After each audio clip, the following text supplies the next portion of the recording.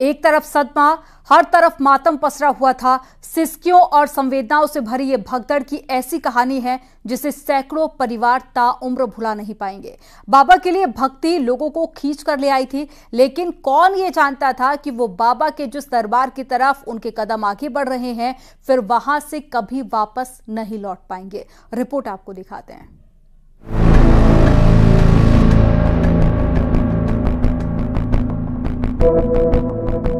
अरे एक भीड़ थी, वो एक दूसरे के ऊपर हो गए बच्चे। आप भी उस सत्संग में थी? वो एक संग भीड़ आई है सुबह में, भोले बाबा की सत्संग में भीड़ हम दब गए।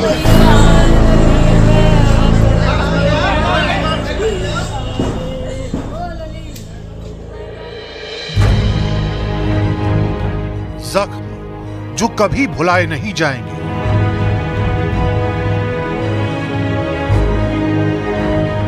तस्वीरें जिन्हें देखकर लोग सहम जाएंगे।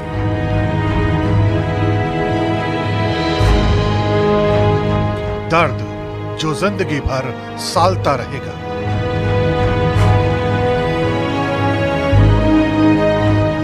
जिंदगी के बिखराव को भक्ति का मार्ग संवारता है, लेकिन हाथरस में सैकड़ों परिवार बिखर गए। सत्संग की चाह ने जिंदगी में ऐसा सन्नाटा भर दिया कि शायद ही ये परिवार इसे भूल सके।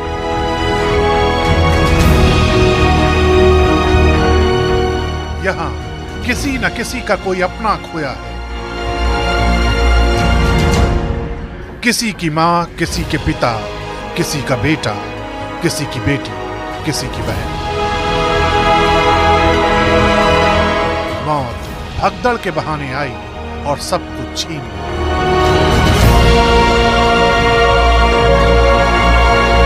बच्चे की उम्र समथिंग 3.5 साल है। ये मेरा भतीजा लगता है। ये किसके साथ गया था? अपनी माँ के साथ। तो उनको सामने आना चाहिए। मेरा कहने का मतलब तो ये है, एक बार तो आना चाहिए, क्योंकि पब्लिक बहुत ही ज्यादा परेशान है। हादसे वाली जगह की तस्वीरें सिहरन पैदा करती है। लाशों के ढेर के बीच किसी अपने के जिंदा होने की उम्मीद भी बदहवास कर रही है।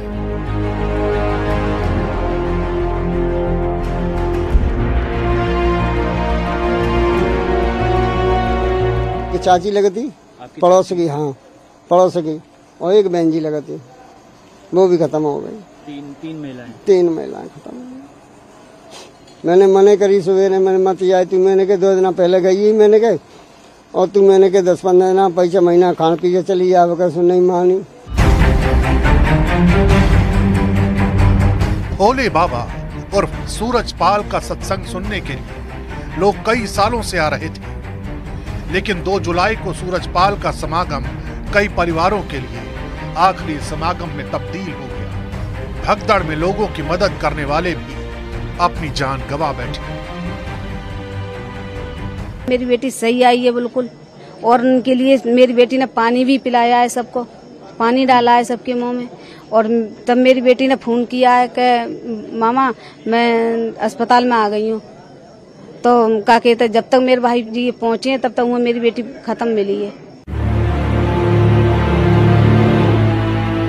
सोचिए उस शख्स पर क्या बीत रही होगी जिसने इस भयानक हादसे में बेटी, पत्नी और माँ को खो दिया। मेरी घरवाली गई, माँ गई, भैया मेरी तो सब लुटको में, तो भैया कभी ना बचो। कौन कौन गया था उसमें कार्यक्रम? आप जिधर नजर डालेंगे वहाँ का मंजर डराता है। बेहिसाब सिसकियां अपने आप में सब कुछ बयां करती हैं। घर में से और भी चाची सास है, वो तो एक्सपायर हो गई। एटा से उनकी डेड बॉडी आ रही है। और भी हैं गांव के कुछ लोग हैं, और उनके यहाँ से पूरी बॉडी है, यहाँ से पैर वगैरह काम नहीं कर रहे। गिनती हो गई तो वहाँ बहुत ज़्यादा भीड़ की वजह से धक्का मुक्की हो गई,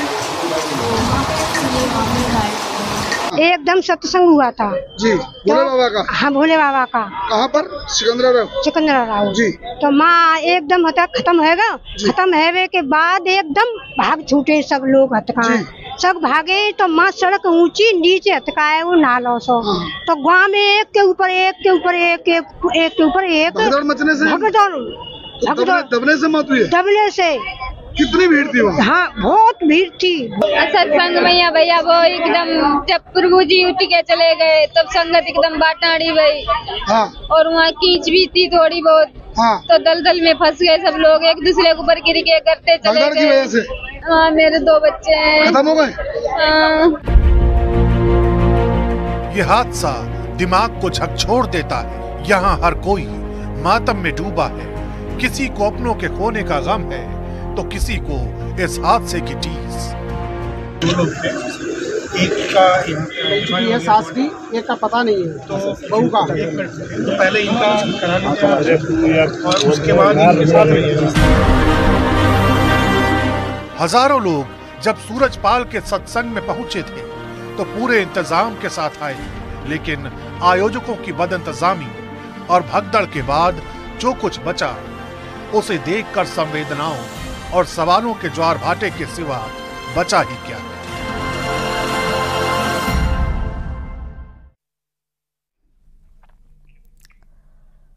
सोचिए, जहां 80,000 लोग पहुंचने थे वहां करीब 2.5 लाख लोग सत्संग में पहुंचे थे, यानी कि तय तादाद से 3 गुना ज्यादा। लेकिन व्यवस्था को कंट्रोल करने के नाम पर कुछ नहीं, और शायद यही वजह रही कि हजारों लोगों की भीड़ बेकाबू हो गई, जिसका नतीजा ये हुआ कि 100 से ज्यादा लोगों की जिंदगियां काल के गाल में समा गई। आइए आपको उन परिवारों की कहानी दिखाते हैं जिन्होंने मौत के उस मंजर को बेहद करीबी से देखा।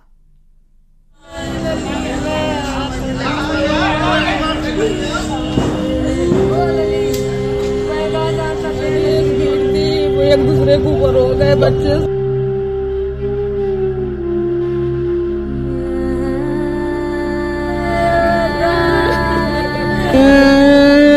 भीड़ थी ऐसी। हाँ, और चाची मिल गई है और ये गायब है, ये नहीं मिला। एटा भी गए थे, अलीगढ़ भी गए थे, वहाँ पे नहीं मिली। इलाज चल रहा है अभी। इलाज नहीं, पोस्टमार्टम हो रहा है। कहते हैं भक्ति का मार्ग आपको दुनिया के हर दुख से दूर लेकर जाता है।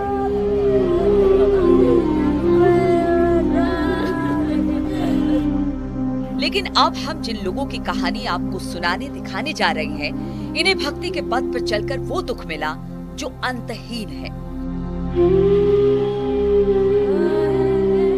ये कहानी उन चश्मदीदों की है जो किसी तरह मौत की भगदड़ से खुद तो बच निकले, लेकिन भीड़ में किसी ने अपना बेटा खोया, किसी ने माँ, किसी ने पत्नी। कोई लोग पीछे से धक्का दे रहे थे और मम्मी गिर पड़ी, फिर मम्मी चिल्लाने लगी, फिर सब लोग उनके ऊपर चढ़ गए। मम्मी मेरे ऊपर चढ़ी थी। अच्छा, तो नीचे तो मम्मी दब गई थी हैं?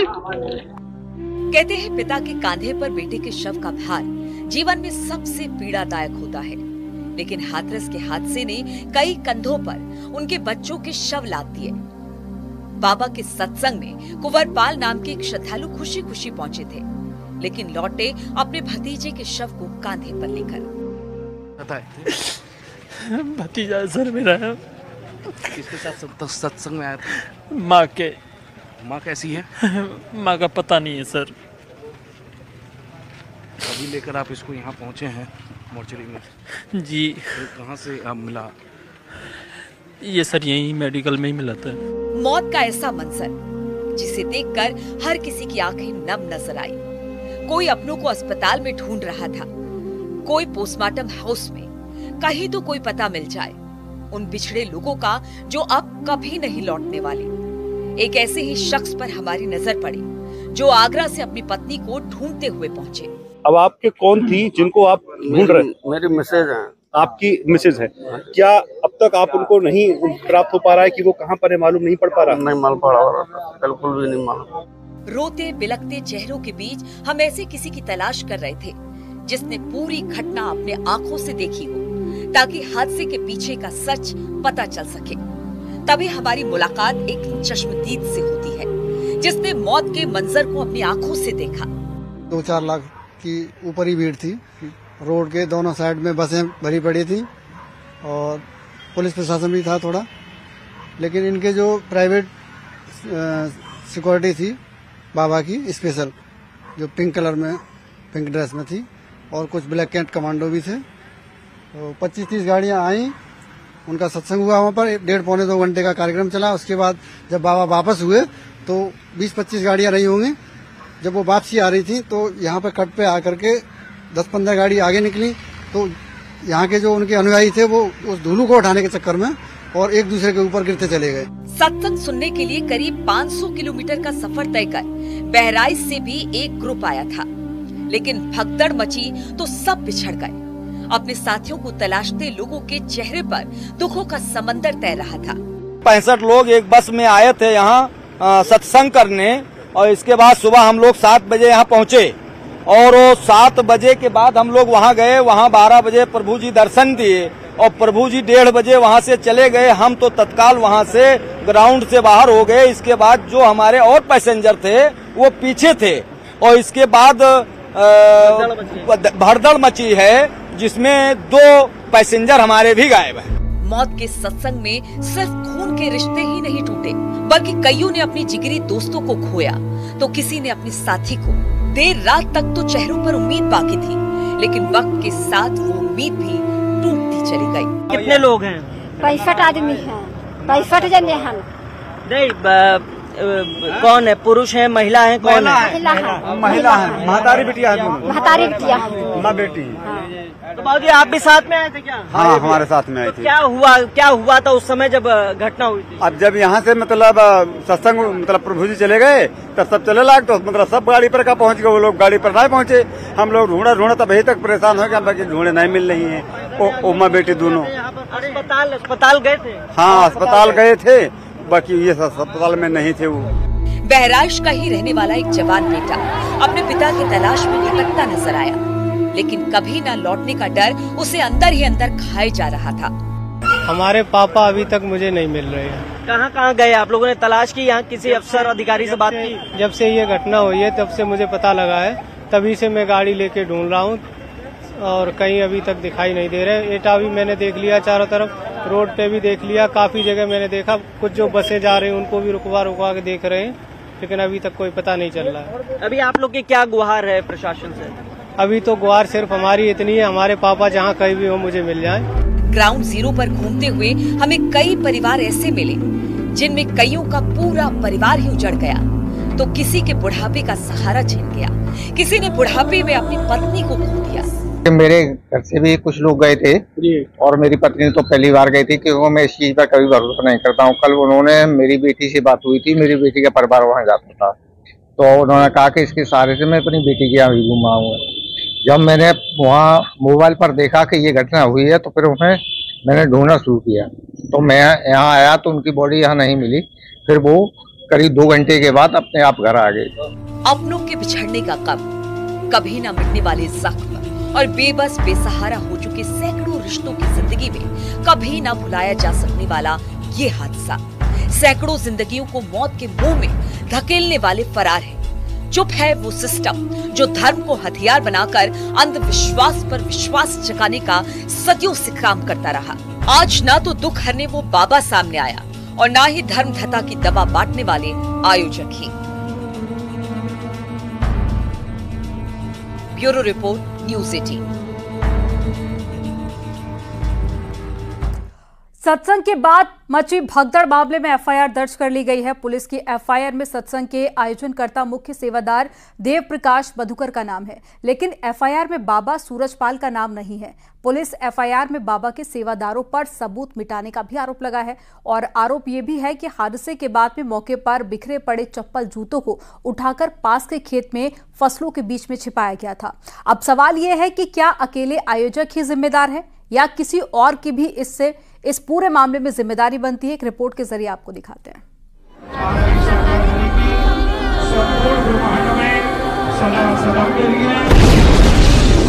भगदड़, मौत, मातम और चित्कार। इस प्रकार की घटना केवल एक हादसा नहीं होता है। अगर हादसा भी है तो उसके पीछे कौन जिम्मेदार है? जुलाई के पहले मंगल को ही अमंगल हो गया।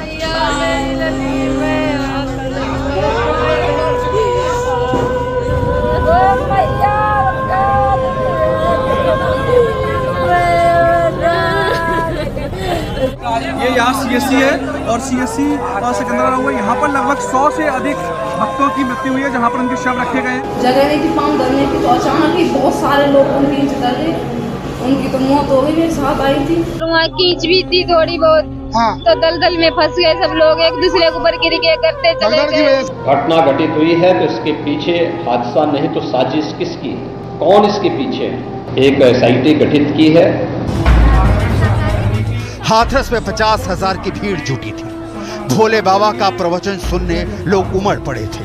पंडाल और पंडाल के बाहर खचाखच भीड़ जुटी थी। सब ठीक चल रहा था। भोले बाबा मंच से ज्ञान दे रहे थे, लोग भक्ति भाव में हाथ बांधे सुन रहे थे। किसी को तनिक भी इस बात का भान नहीं था कि सत्संग सिमटा और मौत की लहर उन्हें डुबो ले जाएगी।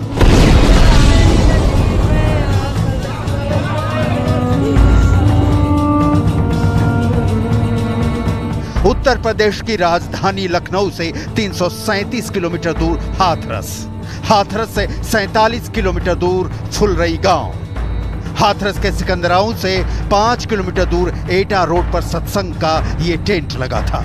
मानव मंगल मिलन समिति का समागम आयोजित किया गया था। चोरी भी और सीना चोरी भी, यह हर व्यक्ति जानता है कि सज्जन के फोटो किसके साथ में है। खुले खेत में करीब 100 बीघे में सत्संग का आयोजन किया गया था। भगदड़ के बाद यहाँ मौत का मातम पसरा हुआ है। टाट पट्टी बिखरी पड़ी है, चारों तरफ सन्नाटा है। भगदड़ के दौरान यहाँ क्या हुआ होगा इसकी गवाही चारों तरफ बिखरा लोगों का सामान दे रहा है।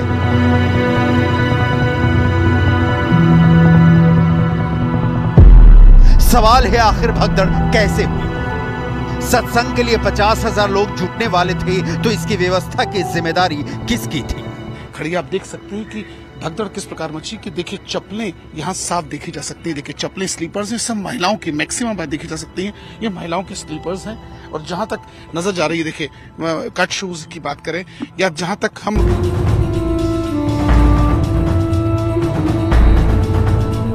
हाथरस के हादसे को लोगों के बीच फैली अफवाह और उसके बाद भगदड़ का नाम देकर बचने वालों की जिम्मेदारी तय जरूर होगी। जो लोग निर्दोष लोगों के जीवन के साथ खिलवाड़ करते हैं और उनकी जवाबदेही भी इसके साथ तय है। भोले बाबा कहाँ हैं? सत्संग के बाद भोले बाबा अपने अमले के साथ स्थल से निकल गए और अपने पीछे रौदे हुए लोगों को, जख्मी और लहूलुहान लोगों को, दर्द से तड़पते और चीखते लोगों को, अपनों की तलाश करते लोगों को छोड़ गए।